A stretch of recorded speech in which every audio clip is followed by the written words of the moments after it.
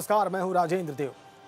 कानपुर में सीओ और एसओ समेत 8 पुलिस कर्मियों की हत्या हुए 4 दिन से ज्यादा का वक्त गुजर चुका है।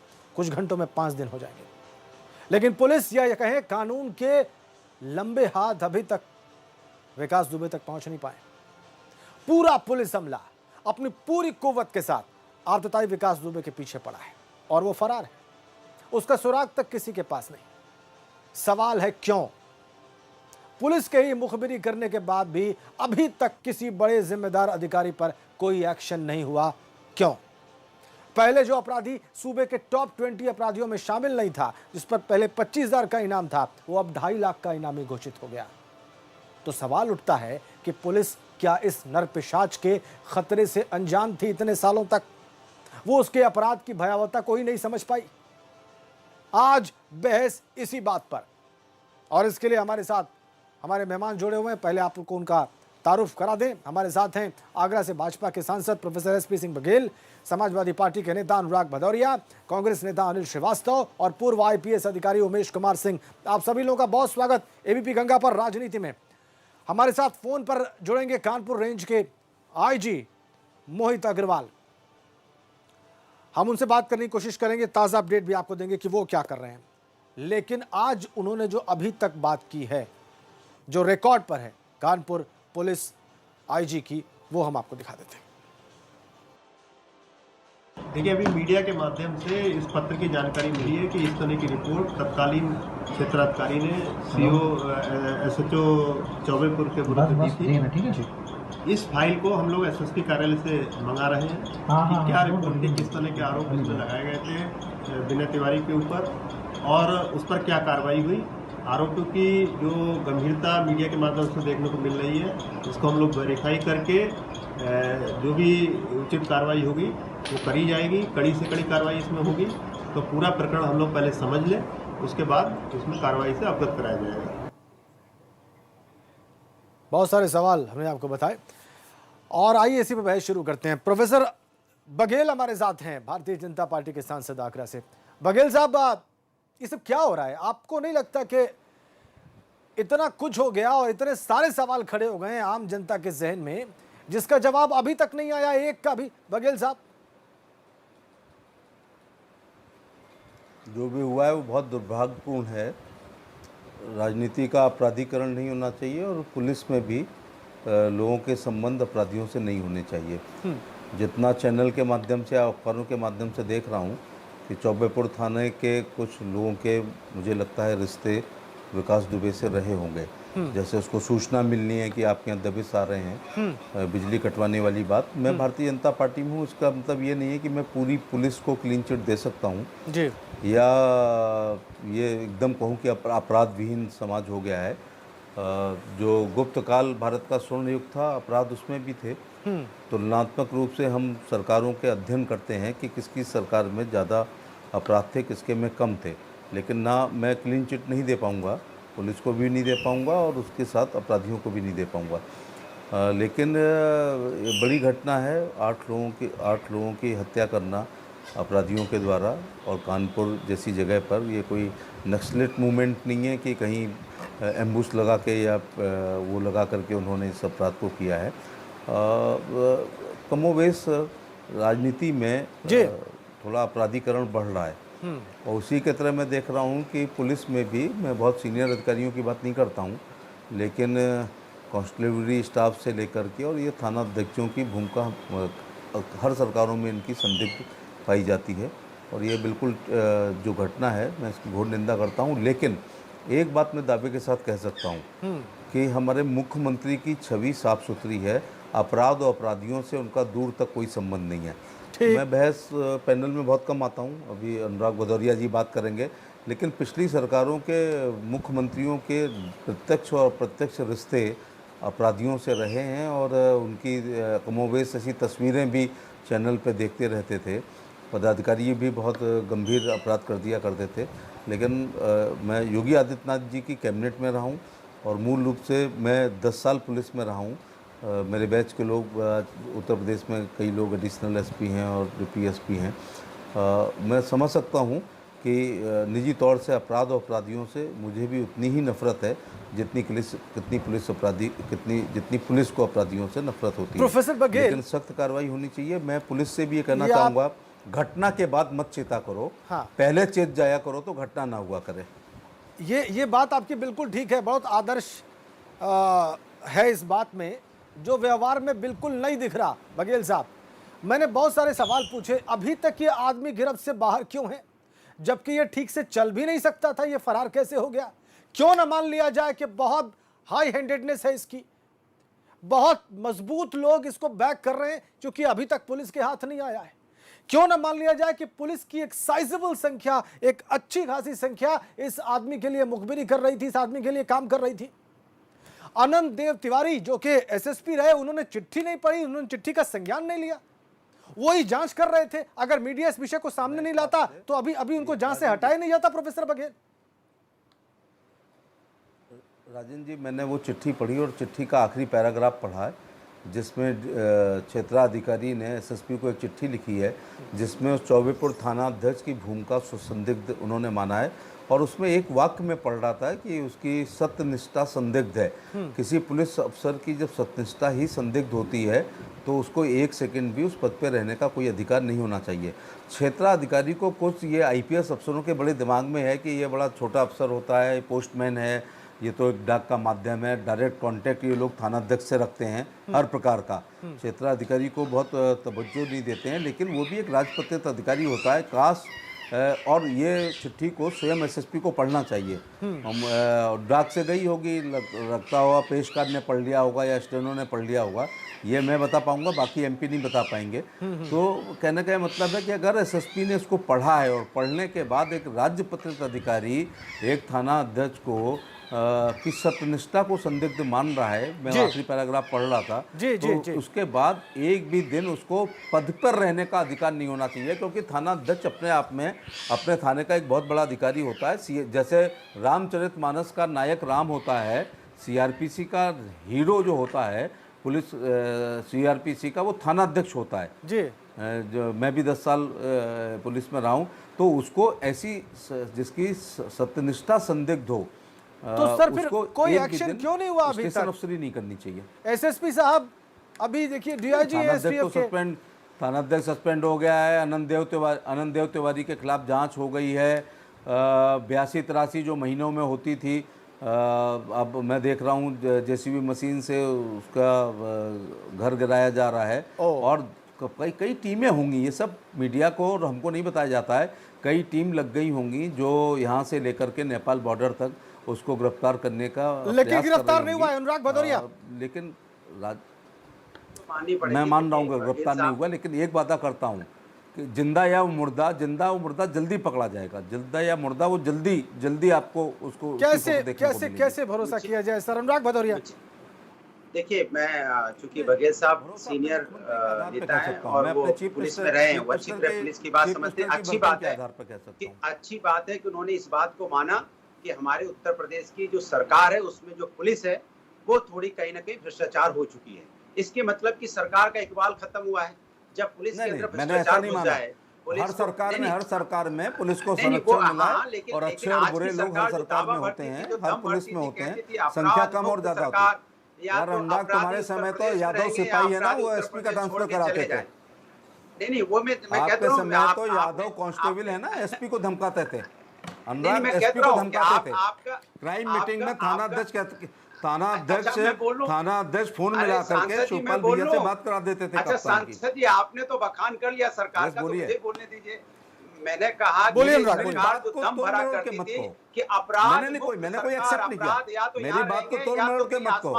आगरा में क्राइम मीटिंग हो रही थी, एक यादव थाना अध्यक्ष होता है, फोन मिलाता है और कप्तान से कहता है कि चाचा से बात कर लो। हिम्मत कैसे आ गई अपराधी के अंदर? सिपाही चुनौती देके आते थे। पहले तो सुना जाता था कि सिपाही कहता था, हर तीसरा सिपाही कहता था मैं सिपाही का रहने वाला। अपराधी भारतीय जनता पार्टी सरकार में इतना हिम्मत उनके अंदर आ गई है। मैं जब कार कोई रोकता था, मैं कहता था मैं सांसद हूं, तो कहता था हम सिपाही के हैं। प्रदेश के अंदर, अच्छा एक करके के अंदर में अपराधियों का मनोबल बढ़ा है। मानूंगा, ये बात नहीं मानूंगा। सिर्फ 2020 में तो मेरे वर्जन को तोड़ मरोड़ के नहीं कह सकते। इतिहास में किसी जंगल के डकैतों में भी नहीं हो पाई। जो आप तो मैं उदार हृदय से इम्पार्शियल होकर के अगर कुछ कह रहा हूँ तो आप मेरे वर्जन को तोड़ मरोड़ नहीं कर सकते। 2001 में तीसरा सिपाही अपने को सेफई का कहता था। राजनाथ सिंह मुख्यमंत्री थे, तब इसने थाने में घुस के मारा था। आज जब भारतीय जनता पार्टी की सरकार है तो 8-8 पुलिस वाले शहीद कर दिए और उसमें पर्दा डाला जाएगा कि नहीं ऐसा हुआ था वैसे वाले पर्दा। अरे बुलंदशहर याद कर लो, कुंडा याद कर लो, डिटेल आप दे दीजिए, 6 महीने की कॉल डिटेल सार्वजनिक कर दीजिए,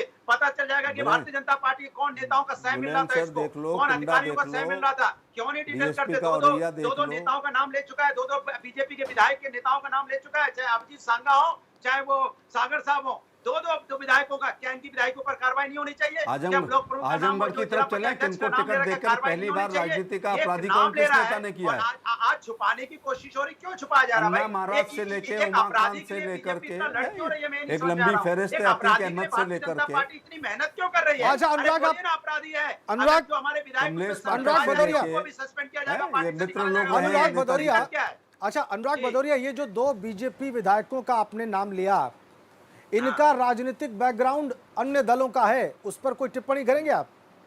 देखिए मैं बताता रहा हूँ, आज भारतीय जनता पार्टी में है ये सरकार, 2017 भारतीय जनता पार्टी की सरकार उत्तर प्रदेश में है। मैं कहता हूँ उसने नाम लिया तो उन्होंने एफआईआर क्यों नहीं की? सांगा आप भी एक चैनल पे अभिजीत सांगा बोल रहे थे कि नहीं उसने मेरा नाम, अरे उसने आपका गलत नाम लिया था तो उसने आपने एफआईआर क्यों नहीं की थी? उस समय आपकी सरकार चल रही है, बीजेपी की सरकार है, करना चाहिए था ना, क्योंकि आपने एफआईआर नहीं की, उसमें आपका साथ काट रहा होगा। तो अनुराग आप कहना क्या चाह रहे हैं? लबोलुआ बताइए, आपका चार्ज क्या है, आपका आरोप क्या है? मेरा चार्ज है कि उत्तर प्रदेश में अपराधियों का मनोबल बढ़ा है जब से भारतीय जनता पार्टी की सरकार आई है। अच्छा। और वो दिन दहाड़े मर्डर हो रहे हैं, चाहे एक मर्डर नहीं है, चाहे इलाहाबाद की घटना ले लीजिए, एक परिवार के 4 जनों को एक दिन में मार दिया जाता है, साहिबाबाद में बाप बेटी को मार दिया जाता है, मेरठ में बाप बेटी को शादी के पहले मार दिया जाता है। उत्तर प्रदेश के अंदर में जहां पे चीफ मिनिस्टर रहते हैं वहां से 7 किलोमीटर दूर पे विकास दुबे का घर है, 2 घर है, उसके बाद भी किसी को पता नहीं। वहां तो मुख्यमंत्री जहां रहते हैं वजह से आप लोग हटाए गए थे, जंगल राज की वजह से हटाए गए थे। वहां पे बैंक की डकैती हो जाती है। 12 से 17 वाली समाजवादी पार्टी की सरकार का हटने का मुख्य कारण जंगल राज था। सुबोध सिंह के हत्यारे को अगर उस समय सजा दे दी होती आपने, बुलंदशहर के सुबोध सिंह के हत्यारे को, इंस्पेक्टर के, अगर आपने सजा दे दी होती, भारतीय जनता पार्टी ने फूलमाला ना पहनाया होता तो आज किसी की हिम्मत इतनी पड़ती। बनारस में अभी मुश्किल से 10 दिन पहले की बात है, भारतीय जनता पार्टी के नेता उनके बेटे ने मिलके एक दरोगा को पीटा। अरे दरोगा को पीटोगे, इंस्पेक्टर की आप वो कर दोगे, हत्या हो अनुराग ठीक है ये सब हुआ है, लेकिन ये कोई पहली बार नहीं हुआ है प्रदेश में। अनुराग कोई पहली बार, अनुराग ये देखिए सच्चाई है, मैं मानता हूँ ये हुआ है, लेकिन ये कोई पहली बार नहीं हुआ है, ये पहली बार किसी शासन में नहीं हुआ है, ये इस प्रदेश का ट्रैक रिकॉर्ड है। हमने देखा है एक के बाद एक सरकारों में ऐसी ही घटनाएं हुई। अनुराग, अनिल श्रीवास्तव मैं गलत कह रहा हूं क्या? नहीं 5 सेकंड दीजिए। मैं चैलेंज के साथ बोलता हूँ, किसी भी सरकार में आप बिल्कुल सही कह रहे हैं। वालों का इनकाउंटर नहीं हुआ, ये कोई एक दिन में नहीं तैयार हुआ है। इनकाउंटर नहीं हुआ, पुलिस वालों का 12 से 17 को पूरी मीडिया ने जंगल राज लिखा था, जंगल राज की दूसरी तौर पर मुताला किया गया था। ये लगातार अपराधियों का हौसला बुलंद हो रहा। अनिल श्रीवास्तव मानने को तैयार क्यों नहीं होते? अच्छा अनुराग भाई बैठा करके लटका के पूरे लखनऊ में घुमाया था, भूल गए आप लोग? दिक्कत क्या है आपको? अनुराग जी क्यों छिपाने की कोशिश कर रहे हैं? शपथ लेने वाले दिन मंच तोड़ दिया था, एक करके विकास दुबे पे पर्दा डालना चाहते हैं क्या? एक करके बोलेंगे तो बात सुनिए। अखिलेश यादव शपथ लेके जैसे बैठे थे, गवर्नर साहब का मंच पूरा तोड़ दिया गया। ऐसे किसी की बात नहीं जाएगी। वही सजा दी जाएगी जो किसी क्रिमिनल को सजा दी जाती है। बोलिए ऐसा बोलने में क्या दिक्कत है? अनुराग आपकी बात सारी सही है, लेकिन ये पहली बार नहीं हुआ। अधिकारी या जो नेता भारतीय जनता पार्टी का विकास दुबे अपराधी के साथ सूप तो सूप चलनी बोल रही है जिसमें 72 मिलती है। बोलिए अनिल श्रीवास्तव आपको। अच्छा ठीक, अनिल श्रीवास्तव को सुन लीजिए, अपोजिशन में क्या कहना चाह रहे हैं अनिल श्रीवास्तव? क्यों है कि पुलिस नहीं पकड़ पा रही है? कहां दिक्कत है? किसी जिम्मेदार अफसर पर अब तक एक्शन क्यों नहीं हुआ है? अनिल श्रीवास्तव क्या कारण है? जब देखे विकास दुबे के लिए जो अपना बयान दिया है, 2 विधायकों का नाम लिया उसने, जिला पंचायत के अध्यक्ष का नाम लिया, उसका फोटो वायरल हो रहा है हर दिल्ली मुख्यमंत्री जी के साथ, उसका फोटो वायरल हो रहा है उमा भारती का आशीर्वाद लेते हुए, और उसके गाड़ी पर लिखा हुआ संघ परिवार। और एक बात समझ लीजिए, भारतीय जनता पार्टी के राज में राजनीतिक लोगों के उत्पीड़न का काम हो रहा है। अपराधियों के ऊपर कोई अंकुश नहीं है इनका। और इसमें कोई दो राय नहीं कि आज 4 दिन बीत गया, अगर विकास दुबे फरार है तो इसमें जरूर पुलिस वालों का हाथ है। और उसका हौसला देखिए कि वो जब उसको सूचना मिलती है कि पुलिस दबिश देने वाली है तो वो भागने के बजाय वो पुलिस वालों के ऊपर प्रहार करता है, उनकी हत्याएं करता है। इससे जाहिर होता है कि भारतीय जनता पार्टी का इकबाल नहीं है, भारतीय जनता पार्टी का अपराधियों पर कोई अंकुश नहीं है। भारतीय जनता पार्टी के राज में पुलिस अधिकारी जब मारे जा रहे हैं तो आम जनता का क्या हाल होगा? पुलिस पर आपने सवाल उठाया है, आप आराम से लगा सकते हैं। अनिल श्रीवास्तव जी, राजनीतिक कार्यकर्ताओं का पुलिस पर आपने सवाल उठाया है। हमारे साथ एक एक्स आईपीएस हैं उमेश सिंह जी। उमेश जी, पिछली चर्चा में भी शुक्रवार को भी आप हमारे साथ थे। अभी देखिए, पुलिस पर बहुत बड़े सवाल खड़े हो गए हैं सर। आम लोग पुलिस की भूमिका को बहुत इस वक्त नेगेटिव लाइट में देख रहे हैं। जो कुछ सिलसिलेवार घटनाएं सामने आ रही हैं, तथ्य सामने आ रहे हैं, वो एक के बाद एक पुलिस के लैप्सेस को, पुलिस की मिलीभगत को उजागर कर रहे हैं। उमेश जी, क्या कहना है आपको? जी बिल्कुल, आप सही कह रहे हैं। इसमें कोई दो राय नहीं कि कानपुर पुलिस की भूमिका संदिग्ध है और वहाँ जितने भी अधिकारी रहे हैं उनकी भी इस संबंध में जांच होनी चाहिए। और अगर जांच होने के बाद से सत्यता पता लगे तो ठोस कार्रवाई करते हुए ऐसे लोगों को बिल्कुल निकाल बाहर करना चाहिए। मैं अनुरोध ये भी करूँगा कि इसी तरह से राजनीतिक पार्टियाँ भी न केवल अपने उन नेताओं को बाहर करें जो आपराधिक कृत्यों में लिप्त हैं, बल्कि उन लोगों को भी बाहर का रास्ता दिखाएं जो ऐसे अपराधियों को शरण देते हैं। बिल्कुल। जिस दिन ऐसा होने लगेगा तो हमारे प्रजातंत्र, हमारी पुलिस, हमारे राजनेता सब एक लाइन में होकर के अच्छे कार्यों में लगे रहेंगे और पुलिस भी अपनी रीढ़ की हड्डी मजबूत करके अपराधियों को पकड़ने में और उनका सफाई करने में काम करती रहेगी। लेकिन जब तक हमारे बीच ऐसे लोग रहेंगे जो अपराधियों का भी साथ दे रहे हैं और किसी न किसी दबाव में, ऐसा नहीं कि कोई जानबूझ करके ऐसा करता है, उसे या तो कोई लोभ होता है या कोई लालच होती है या फिर कोई दबाव होता है। अगर पुलिस अधिकारी ऐसे दबाव में, ऐसे लालच में पड़ते रहेंगे तो यही हश्र होगा जो आज हुआ है।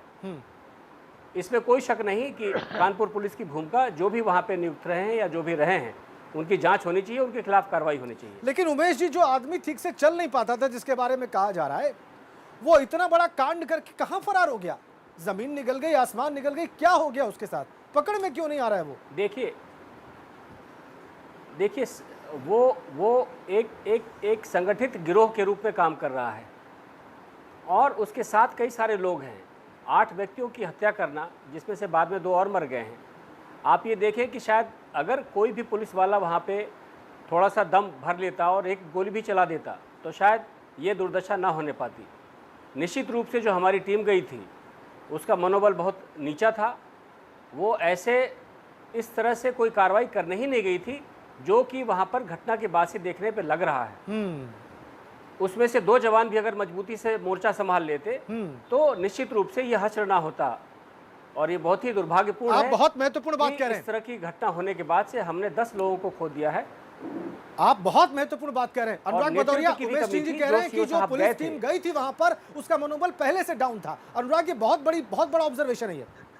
बिल्कुल सही कह रहे हो। मैं तो कह रहा हूँ उत्तर प्रदेश के अंदर में जो हालत हो गए हैं यहाँ पे, पता है क्या, इसीलिए डाउन था, उनको राजनीतिक संरक्षण था। रामराज कहती है, कोई किसी को मारो, माने पुलिस जनता को मार रही है, जनता पुलिस को मार रही है, पुलिस को मार रहे हैं, अपराधी जनता का एनकाउंटर कर रहे हैं और अरे मथुरा वाला याद है, कर दे रही, निर्दोषों का भी कर रही है। मथुरा वाली पैरेलल सरकार याद है। शासन है जो यहाँ पे सरकार चल रही है, जो टीम 11 रामराज यादव वाला टीम 11 जो है, इनकी फ्लॉप है, ये सिर्फ मार्केटिंग करना जानते हैं। मैं तो रामराज यादव वाली पैरेलल सरकार याद है मथुरा में? ठीक, डीपीएसपी मार दिया था, डीपीएसपी। अनुराग भदौरिया, बघेल साहब आखिरी कमेंट करिए। बघेल साहब, ठीक, अनुराग जी, बघेल साहब आप आश्वस्त करिए। इसी शो में कानपुर के सांसद महोदय ने शुक्रवार को कहा था, आश्वस्त किया था कि बचेगा नहीं विकास दुबे। आज सोमवार को मैं फिर वही सवाल लेके आपके सामने हाजिर हो गया। अब की बार आप क्या कहेंगे?